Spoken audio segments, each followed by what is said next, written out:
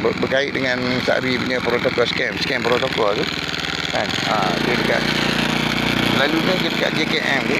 Pasal masalah kaki dia kecil tu. Kaki dia kecil sebelah kan. Masalah kaki dia kecil sebelah, barang-barang saya nak kena curi dengan dia. Itu dia punya protokol scam dia. Yang saya faham lah, saya difahamkan oleh kawan saya daripada pejabat unit RO Polisi Operasi Badan Tentera di Alustar tempoh hari. Dia punya baik bunyi. Ibu dia mana ni? Ibu baik ni tadi. Oh, ibu baik ni mengawan kat sana tadi. Dia pun mesti mengawan ni. Baik ni dah umur dah 3 bulan lebih dah. Okey. Itu Sari punya protokol scam tu. Dia claim dekat situ, habis barang-barang tu kena curi. Habis hilang begitu je.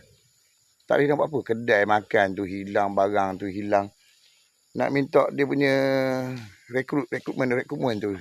Dia punya personal, dia punya staff scam tu kita kena kenal pasti semua sekali.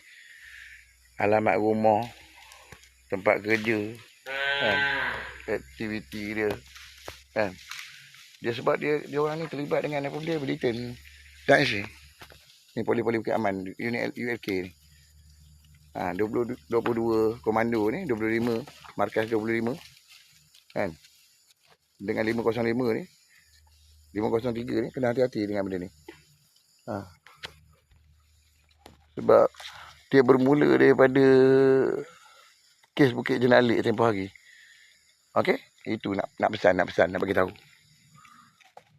Unit scam ni. Okey, unit scammer tu. Dia beroperasi tu.